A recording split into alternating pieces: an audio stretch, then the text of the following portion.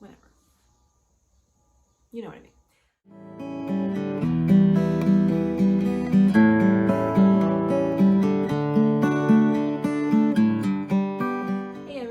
Welcome to episode 46 of the Hilo Stitch podcast. I'm your host, Kristen, and I'm here to talk to you about what else? Knitting. I will also be talking about all things knitting related, yarn related, maybe not so knitting and yarn related. So if you don't know me already, my name is Kristen Janik. I'm a semi-retired knitting pattern designer, a knitting instructor, and an all-around knitting enthusiast. I am podcasting to you from my home in the Maryland suburbs of Washington, D.C., where I live with my husband and two little boys, JJ, who is 8, Ollie, who is 7, our rambunctious puppy Thistle, who is now 1-year-old, and our grumpy old cat, Dory, who is 16. When I am not knitting, you can find me vegetable gardening, watching Orioles baseball, reading, drinking wine, but it is mostly about the knitting, so let's go ahead and start talking about it. All right, it's been a while since I podcasted, maybe a little bit over a month. Kind of took a little break from the YouTubing at the end of August, so I have lots of things to show off. And I will start with something that is actually off the needles. So I did finish my Simple House slippers. Now there are 2. This is a pattern from Temple of Knit. These are a DK weight slipper. That is worked in basically just plain garter stitch and stockinette stitch with a kind of round toe and just one seam at the back of the heel. So I think in the last episode I said that I had sewed the seam on the back of the heel of my finished slipper wrong side out, so that I ended up with the seam line on the outside, and I wasn't sure if I was going to bother to fix it, but I did fix it, so they are now both seamed correctly, and you can see the seam is nice and neat on both of them. This is the one I fixed, so it's slightly wonky, but still, I think it looks pretty good. So I knit these in a BFL DK from Fiber for the People. This is a club colorway that I got last year, I think, in 2020. So I think it is a one of a kind. I don't think she repeats this one, but you can always check her website to find out. Of course, it will be linked in the show notes. These are nice and warm. They're BFL, so they're nice and sturdy. I haven't had a lot of occasions to wear these. I used to get cool in September in Maryland. It doesn't as much anymore. So we have had a few cool days where the highs have been in the 70s and the lows have been in the 50s, and sometimes in the morning or evening I'm wearing these. I was wearing them this morning. It was nice and cool. I had the windows open last night. But starting tomorrow, I think, that would be Sunday, it's supposed to start getting hot, and by early next week it is going to be back in the 90s, which stinks. I already have all of my fall decorations out. I am so over summer and I'm ready for fall. So I'm not thrilled about that, but I am thrilled to have these little slippers off the needles. Other than that, I don't have much else off the needles, but I have been making some progress. So I think the last time I told you guys that I was test knitting the synthesis tank for Carrie Bloomer of Carrie Knits. She has since published the pattern, but I am still working on my project, and I have made quite a bit of progress. So I am maybe an inch or so away from starting the neck shaping and the armhole shaping, and then since it is a tank top with a V-neck, there's very little work to be done after that point. So once the body is done, you're basically just making some kind of wide straps at the front and back. Really happy with this. I have finally reached the point where I have kind of memorized it, so I don't have to check the chart very much. I have now switched to my second ball of yarn, and I don't think it is super conspicuous. You can kind of see there's a little bit more of the brown coming through now. So where's right here is where I switched. And so you can see that the brown stripes are a little bit more pronounced now, but it's not looking significantly darker when I compared the two balls of yarn. I think on the previous episode, maybe the one before that, there was a pretty distinct difference between them, but it's not really showing up too much here. So as I said, I am almost ready to start some of the real shaping. I've got, I think, one more decrease on the body. I'm working the A-line shape. So I guess if I kind of fold this in a little bit, you can maybe see that. So that's the front, and you can see that it is tapering up toward the bust, which is nice because it means I started with a lot of stitches, but at least I have been gradually decreasing them. And I'm really looking forward to getting this off the needles and hopefully being able to wear it. Certainly not when it's 90 degrees this coming week, but hopefully in the somewhat near future. As I said, Carrie has published that pattern, and I will of course link to it in the show notes. That design has 3 different body shapes. So there's a cropped version, there's sort of a straight, normal body shape version, and then there's the A-line version. I haven't seen a lot of pictures of the A-line. I don't know if a lot of people maybe didn't choose to do that, so I will definitely be sharing photos when my version is done, if it seems like it's going to be one of the few that have that shaping that I just particularly like, although someday I am planning to knit a cropped version as well, because it's really cute cropped. So that's that. I had also mentioned in a previous episode that I had to start my 3rd ball of yarn on my Ridgeview tee. Let's see, where did I have to start it? Oh, I already don't know. Come on, where are you? Oh, right here. So I had ended up having to use go into the 3rd ball of yarn on my Ridgeview tee, which I wasn't, for the back, I wasn't expecting to have to do that. So I wasn't going to have enough yarn to do the front, and I had talked about maybe just modifying it, but ultimately I decided I didn't want to do that. I just wanted this to be like a really straightforward, I don't have to make any changes project. So I did go ahead and buy another ball of yarn, and I have started the front. So it doesn't look like much yet. Basically I've just worked up to the point on here that you can see on the back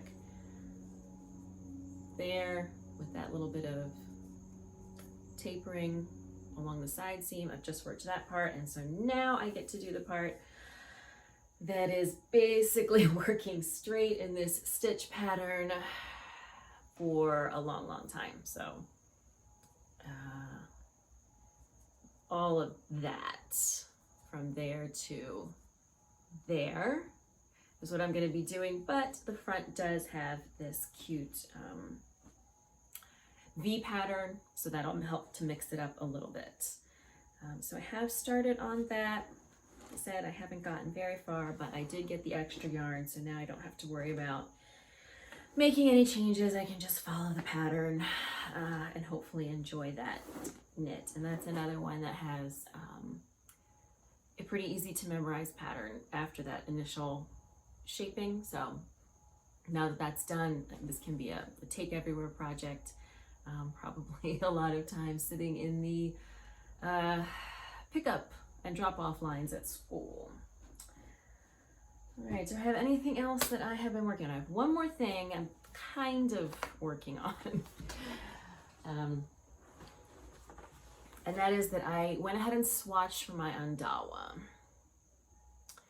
I did get gauge So I am ready to get started. This is a pullover pattern that is part of my Make 9 for 2021. And I'm very excited to get started on it. It is all over cables. It is worked flat, but I'm working on a US 8 needle and a worsted weight yarn, so it's not too terribly slow. I don't expect to make super fast progress because there are a lot of charts involved in it. So if you've not seen this before, this is a pattern by Michelle Wang that was published by Brooklyn Tweed.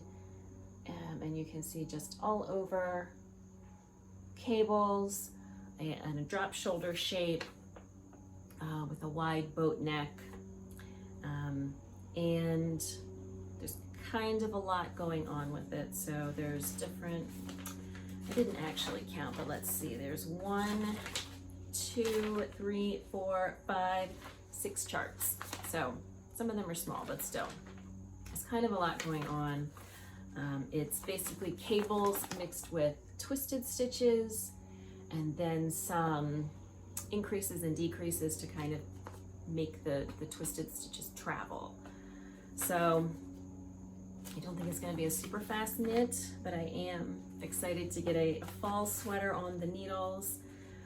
Like I said, I am completely ready for fall. I'm totally over summer. I'm not happy about it getting hot again next week. I'm done with it.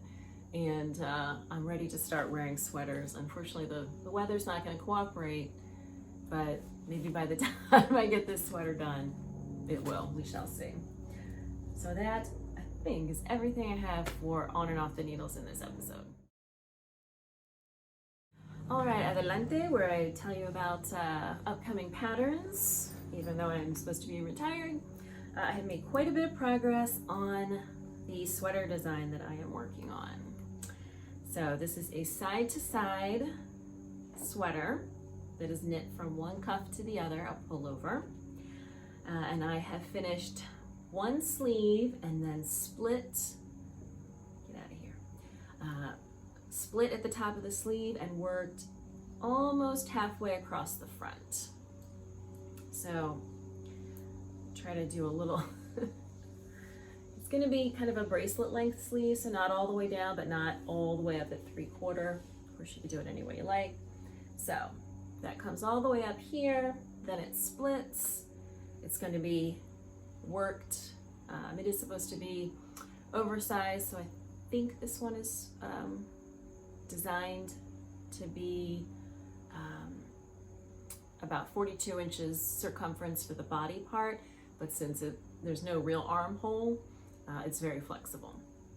It comes up here, it splits, and I'm nearly halfway across what is going to be just the front, and I've got some decreases here that are dropping the front of the neckline down.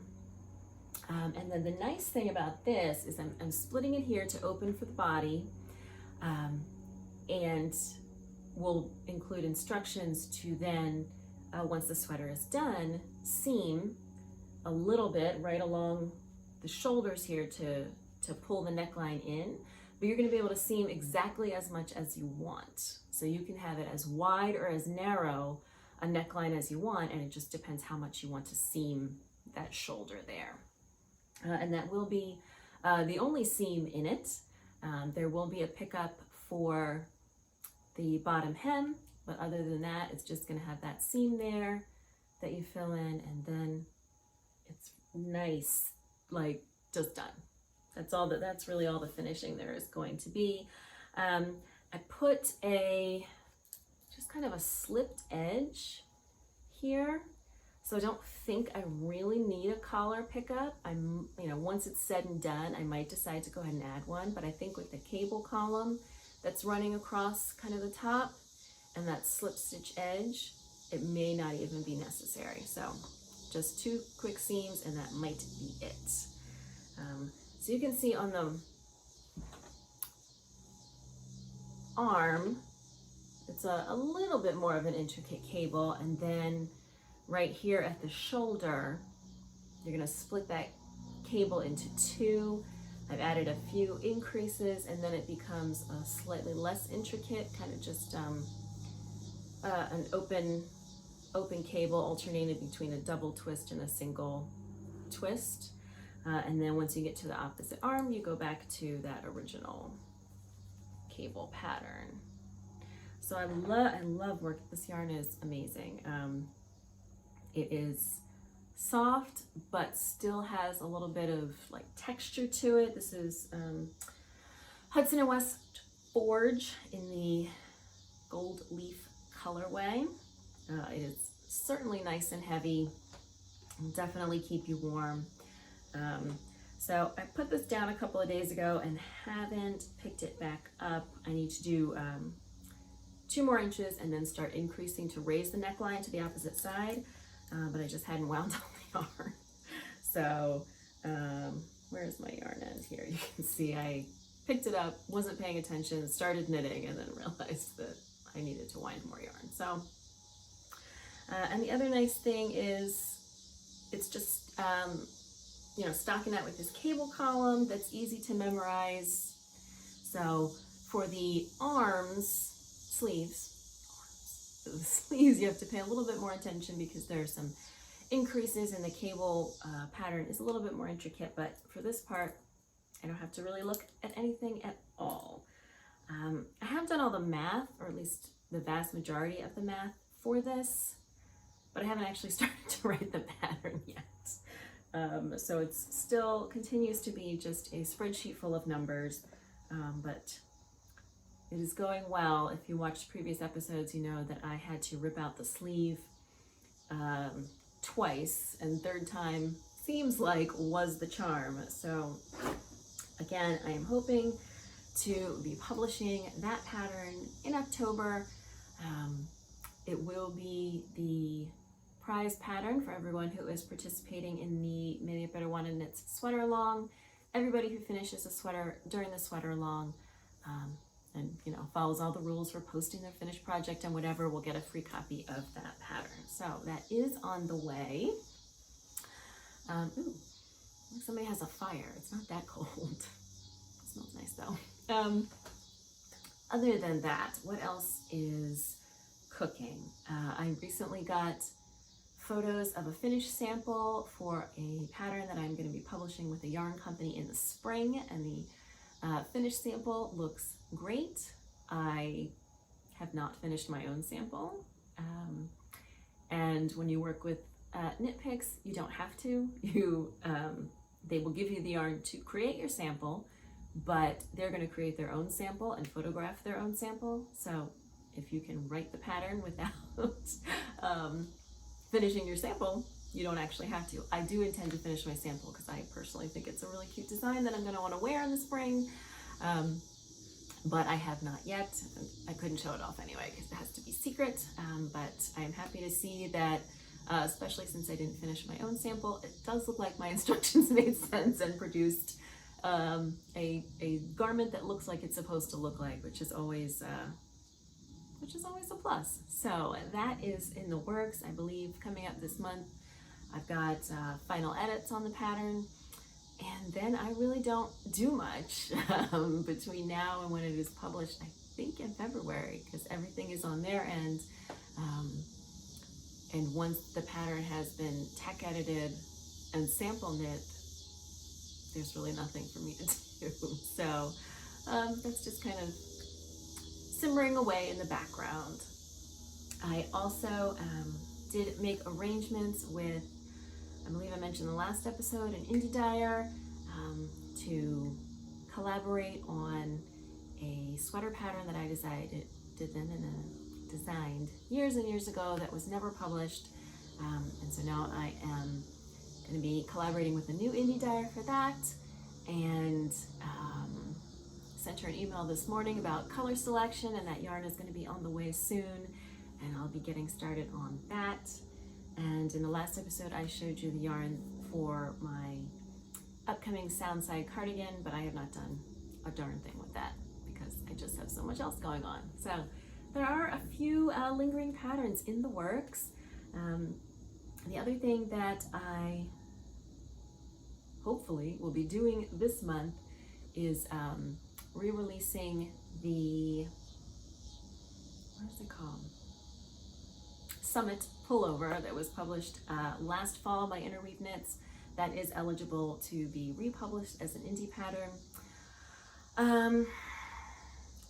They still have the sample, and I kind of would like to take new photographs because due to the pandemic, they didn't take modeled photographs of the sweater. So I was originally planning to re-release that pattern this month. I don't know if that timing is going to work out, but it will be in the very near future. And of course, in case you are unfamiliar with it, I will just pop a photo in here real quick. So you can see this is a colorwork yoke pullover. And it's a little hard to tell from kind of the flat lay photos, but this is designed to kind of have a, what's it called? Kind of a blouse-on shape. So it's fuller through the body, and then the hem, the ribbing at the hem comes inward. So you can look for that as well. And I think, what with being retired and all, that is all of the pattern design stuff I had to tell you about in this episode. Stash Flash, I do have a couple of things to show you. To be honest, I've been buying more fabric than yarn lately, but we'll talk about that more in the sewing segments. There will be one. So as I mentioned, I ended up just getting a new ball of yarn to do my Ridgeview tee, and I ordered it from the same place that I ordered the yarn originally, which is Wool and Company, which I believe maybe I'll include a link in the show notes. I think they might have a brick and mortar, but they also are online as well, and they carry the full line of Brooklyn Tweed yarns. And you may have noticed that they released a new yarn last month called Tones, and since I was ordering, the ball of yarn I was ordering was only like $11. That seemed silly to make them, package up only $11 one skein of yarn, so I bought 2 skeins of the Tones. So if you are not familiar with the process for this, they dye the same color on a dark yarn base, like a gray yarn, gray wool, and then a light yarn base. So I picked out this lovely pinky color. It is called Wallflower. Drop my doohickey here. All right, so the colorway is called Wallflower, and it says this is the undertone. So this is the gray yarn, and then this is the overtone. So this is the lighter colored yarn, and that's how it turns out. I do plan to use these together for something, but I don't know what. They are, let's see. It's a worsted weight yarn, 140 yards a piece, so I've got 280 yards, almost 300 yards. So some kind of two-tone project, maybe a cowl, a hat, something along those lines. I don't, like I said, have any immediate plans, but I'm kind of thinking maybe designing something with them, something simple and straightforward. I really do like them. I really like kind of the depth of color, especially in the, which one was this? Undertone? The gray is, I believe, the undertone. It's certainly very nice here as well, but without that underlying color, you don't get quite as much variation in the color, tone, whatever. You know what I mean. So I decided to pick these up as well. One of the nice things I like about the place, Wool & Company, is that they will cake your yarn for free. Always happy to have that done for me. And then the other thing I did is, was it last week? I think 2 weekends ago, maybe. My sister and I got our sister tattoos, so I will show you my tattoo. So I got the Big Dipper with a star to represent my mom, and she got the Little Dipper with a shooting star to represent my dad. And mine is on the back of my right arm, and hers is on the back of her left arm, so we stand next to each other, and they're right there. when we did that, you know, we decided to make a day of it. So we went and got the tattoos. Seriously, it was so fast. It took more time for him to set up to do the tattoo than it took to actually do the tattoo. It was like 5 minutes tops. But because of all their, you know, in general, tattoo shops, good ones, have a lot of health and sanitation protocols. And then on top of that, because of COVID, they had additional ones. So that part took more time than the actual tattooing. So we went and did that. It was a Saturday morning. And then we went out to lunch at this place in Frederick, Maryland called White Rabbit. If you have not been and you are in the area or visiting the area, when you come in town, maybe from Maryland, Sheep and Wool, Frederick is maybe 30 minutes up the road from there. You should definitely go because they have crab poutine. So this is basically French fries and cheese curds and crab meat, and then as kind of a gravy, they had their cream of crab soup, and they put that in the bottom of the dish, and then the French fries, and then the crab and the cheese curds. So good. Anyway, that was delicious, and I filled up on that way too much. And then after that, we decided to stop into Magpie Market. So if you're familiar with Magpie Fibers yarn, I think earlier this year, she opened Magpie Market, which is a retail space on one of the main streets in downtown Frederick that sells yarn, obviously, but also lots of other, like some like craft kits, notebooks, cards, pens, candles, things like that. So it's right up my alley, and I hadn't been there yet, so I decided to stop in, and I got a couple of cute things, but most importantly, I got some yarn. So I got these two skeins. This one is her newest, or one of her newest bases, which is a mohair silk,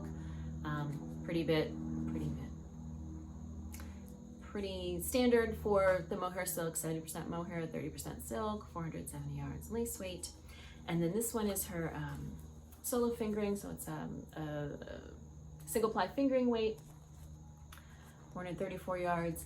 But these are some of her newer, clever colorways. So this one is a Saturday Night Beaver, and this one is a little bit bougie. These I think are so beautiful together, and these kind of warm pinky browns. When I go for pink, this is usually the kind of pink that I go for, this kind of warm, almost kind of tan, beige, cream mixed in, and I love these. I have no idea what they're gonna be. Something together, definitely. I don't know what, but oh my gosh, they're just so pretty. So, 4 more yarns added to the stash. No idea what I'm gonna do with them. But again, if you are visiting Maryland and you're not far from Frederick, Frederick is maybe an hour from Baltimore, about an hour from DC, depending on the traffic. And you definitely want to check out White Rabbit for the crab poutine, and you want to stop by Magpie Market in downtown Frederick and do a little shopping there.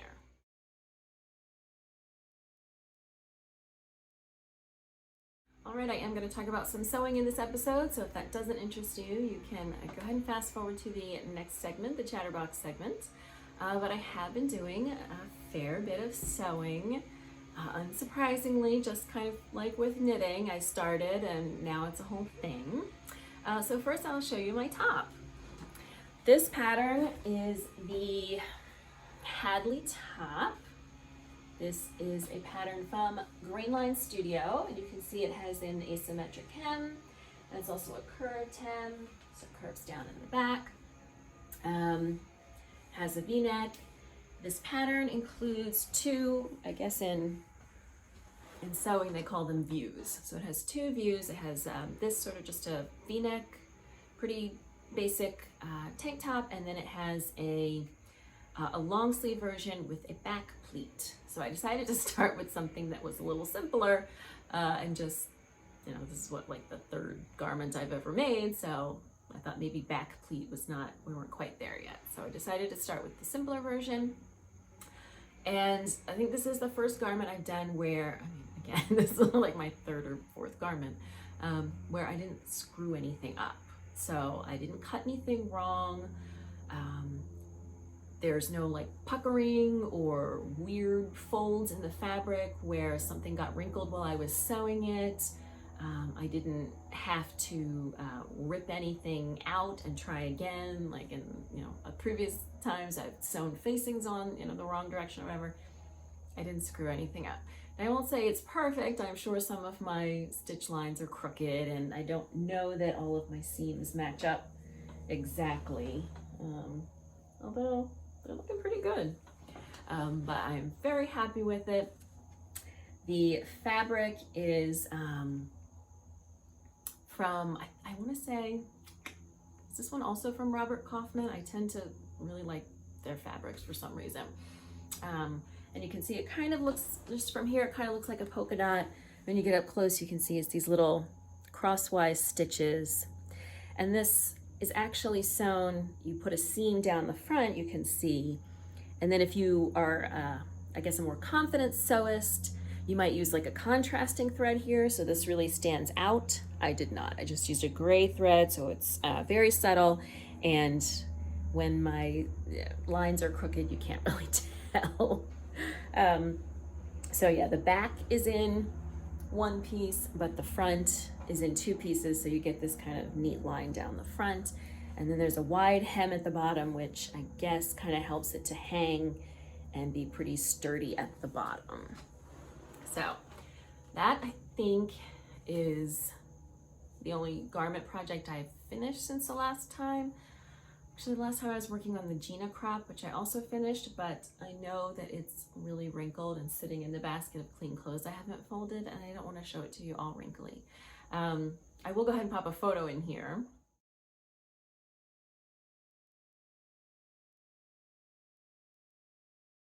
All right, so I put two photos in there so you can see, because this is a reversible top. I probably should have done the bust adjustment on this, which is that the top is designed to be boxy, so it doesn't have bust darts, but she includes instructions if you would like to add them, if you are a little bit more well endowed, which I'm not really, but I guess I could have also just made a bigger size. So it still works really cute, great for layering. Last weekend, I think we had a barbecue and I wore it over a striped dress, which was kind of interesting, like mixing the patterns, the flowers and the stripes, but I thought it looked cute. And so I'm very happy with it. Although so far I've only worn it with the floral side showing out. I've not worn it with the other side showing out. I guess because most of my summer clothes are kind of lighter colored, and the darker flower looks nice on top of that. Maybe when I start wearing some darker colors, the lighter will look nice. Another thing I kind of sewed was just this little project bag. You can see even from this far away how sloppy this is.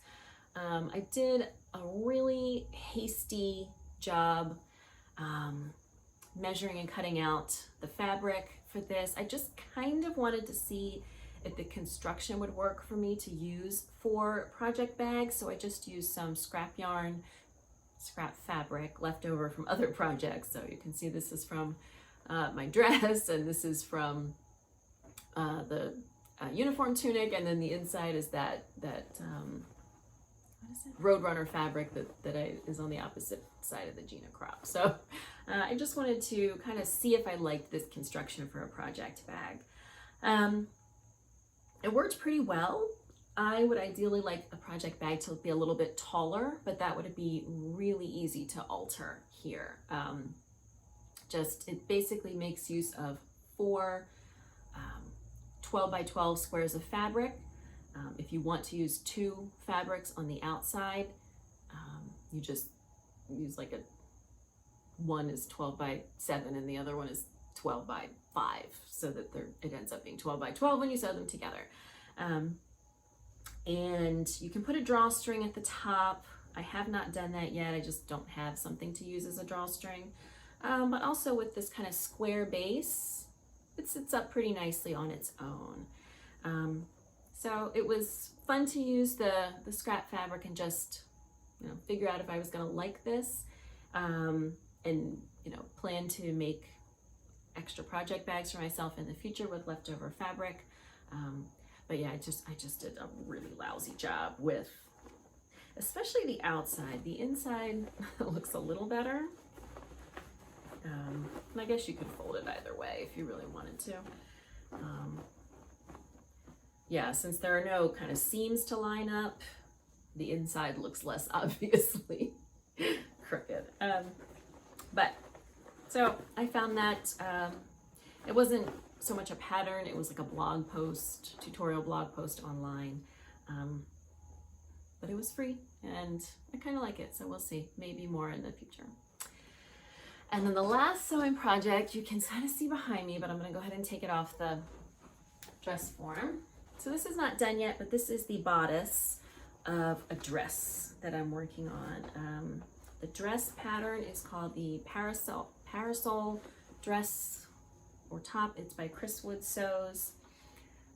So this is the top, and this is designed to be very loose and floaty and not very form-fitting at all. I love this fabric. It's very fallish, but also you can see the spider webs, so it's a little bit spooky for October and Halloween. But it's not so like glaringly Halloweeny that I couldn't wear it other times as well. So this is not like the bag blog post. This is an actual pattern, but it doesn't have like diagrams to cut out. It kind of walks you through a process of taking your measurements and then cutting out just rectangles of fabric. So this time I actually did a good job of laying things out, measuring, and cutting correctly.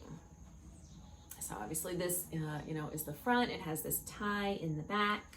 It has just kind of, the pattern does include sleeves if you want to do sleeves, but these are just kind of like when you have a drop shoulder with a sweater. These are just designed to kind of hang down and be loose over your shoulders. So I have finished the bodice, and then I will be adding a skirt. The skirt is kind of gathered, which I haven't really done before. Hopefully we'll see how that goes. Hopefully no problems. And then the skirt does have pockets. So this will be a nice casual dress to wear in the fall, and a nice layering piece as well. This is just a thin cotton. So certainly not going to keep me super warm, but it's going to be easy to layer things under and over.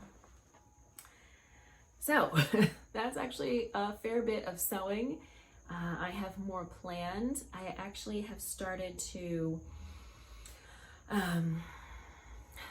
so I joined this sewing website called Seamwork,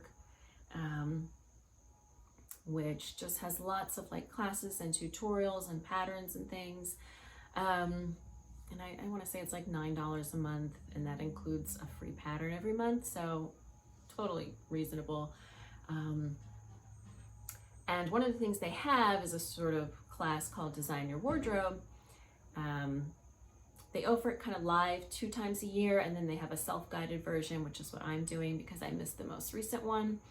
And it's just about sort of intentionally choosing your projects, choosing your fabrics, and creating more of a cohesive wardrobe. My wardrobe is kind of incoherent now. It doesn't really reflect like where I am and where I am in life and what I'm doing with my time. Especially now that kids are finally in school and I am getting back into some work and just getting out of the house more, things like that. I'm not necessarily gonna wear jeans and a t-shirt every day, even though I do love jeans, but I noticed that like they're the only pants I own are jeans basically. Anyway, so I wanted to kind of tackle my wardrobe in a more intentional manner. So I am going through that project now, picking out some things that I'm going to be working on for fall and winter. And it's kind of something I want to do with my knitting as well. So I'll probably be talking about that more in the future episodes, but just trying to, again, be a little bit more intentional and make sure that I'm choosing projects that I'm actually going to wear. Of course, you know, your style changes over time, and it makes sense that some, you know, things you've knit years ago, maybe you don't want to wear anymore, but sometimes I find I finish things and I'm still like,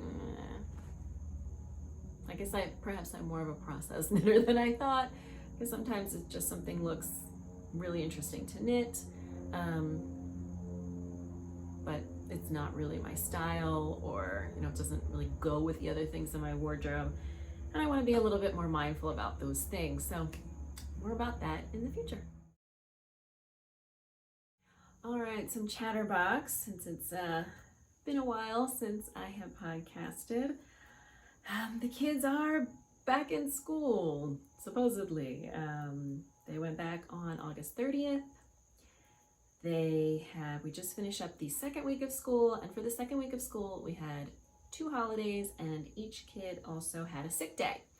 So of the 5 days of back to school this week, they were both in school for 1 day. And even the first week of school, on the Wednesday, they had an early dismissal because of rain. Ida was coming up this way, and we did get some storms, but at least here in this area, there was really no reason for school to close early. It was raining more when I went to pick them up 2 hours early from school than it was at the time I was supposed to be picking them up from school. So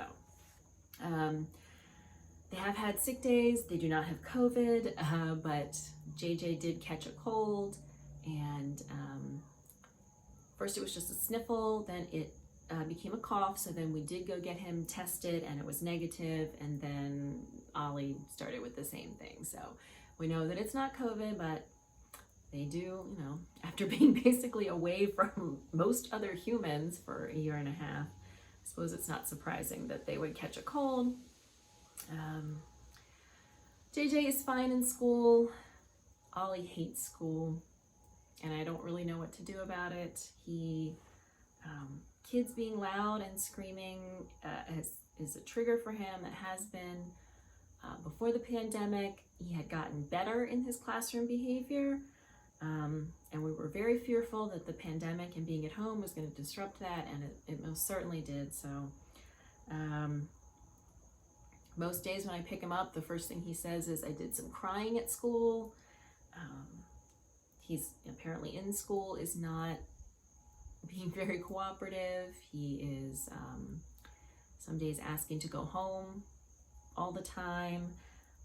It seems like he's doing okay in the mornings, and then in the afternoon, after, you know, he has to be kind of exposed to the lunchroom, and that's, you know, once he gets upset, it's very hard for him to get back on track. So I just don't know what I'm gonna do. I'm concerned that he is not gonna be learning because he can't be focused, and he's he does have his speech impediment, but he's very smart. You know, he can read, and he can do some simple addition and subtraction, and he, you know, he knows all his shapes, and he can rhyme words, and he's did all of the things that he was supposed to have accomplished by the end of kindergarten. I don't know that he's really kind of demonstrating that at school because he's so unhappy there, and then I don't know if he's going to be learning anything new. So that is a challenge. Since the kids are back in school, I am ostensibly doing more work. I did just finish a a translation project, and I am really excited because it looks like I'm going to be translating a novel. I've been interested in getting into literary translation, but I don't really have any experience in it whatsoever. Someone recommended to me this website called BabbleCube, which sort of acts as an intermediary between indie authors and freelance translators to get their books published into additional languages. It does not pay much. It's really more about getting the experience and resume building and getting the exposure. You do earn a portion of the royalties on sales of your translated book, but that's likely to be very small. But it is an interesting opportunity, and I found I was specifically looking for women authors, and I found an author who was interested in having her kind of mystery novel translated into English, so it looks like that's going to go forward. And of course, I will tell you guys if and when that gets published so that you can all go buy that book and I can earn some money. We'll see how that goes. And then also, by the time you are watching this, I will have taken the American Translators Association certification exam. I am taking that on what for you is this past Wednesday, and for me is this coming Wednesday. And that's kind of the only, in the United States, that's really the only kind of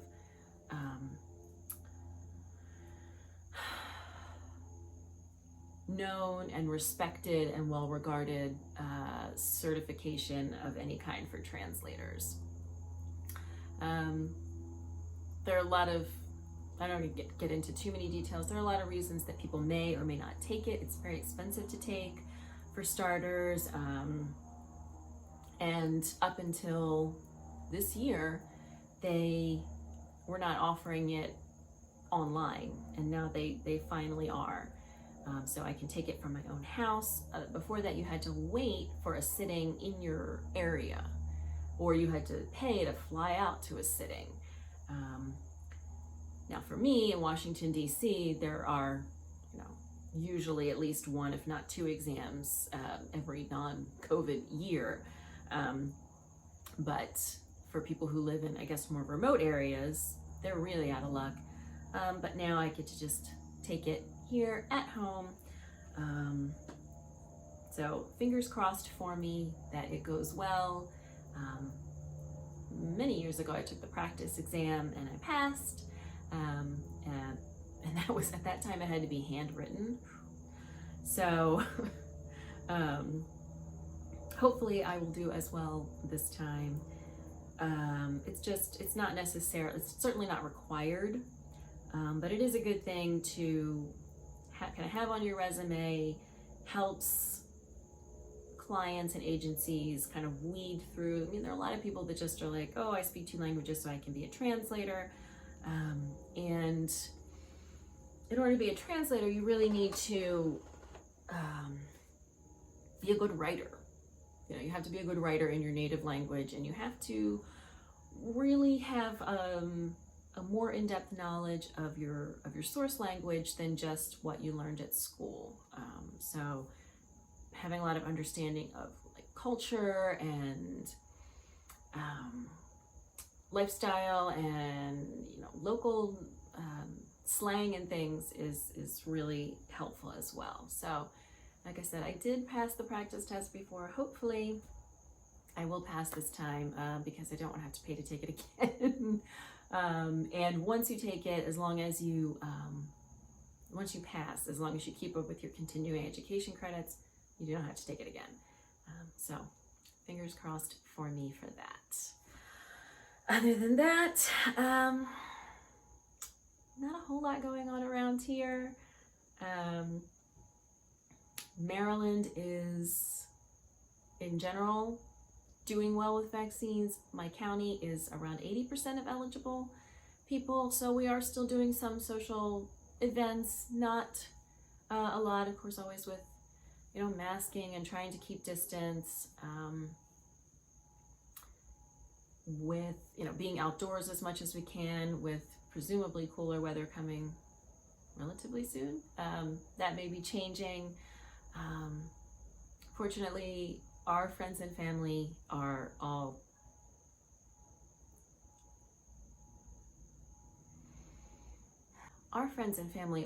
respect science and medical experts and are all happily vaccinated, but of course kids still are not.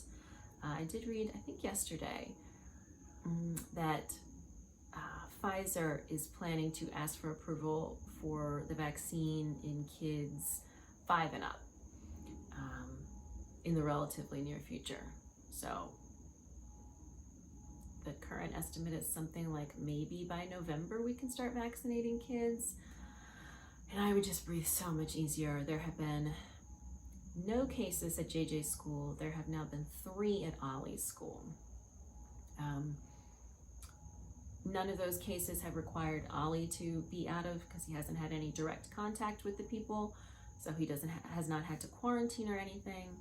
I'm a little concerned. We do have a mask mandate in schools, and originally our county had said you either have to be vaccinated or you have to do weekly testing, and now they're requiring all teachers and staff to be vaccinated, I think by end of October maybe. And many of them had already been vaccinated because they did have a partial reopening in the spring. So we are definitely doing so much better than some other places, Texas, Mississippi, but I would still breathe so much easier when kids are able to be vaccinated. And so that is that. Nothing else particularly interesting has been going on around here.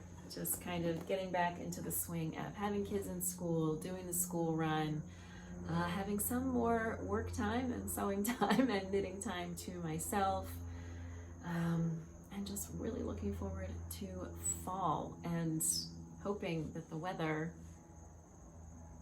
after this heat wave that's coming will start being a little bit more cooperative. All right, that is all I have for you in this episode. Thank you so much for joining me for episode 46 of the Hilo Stitch podcast.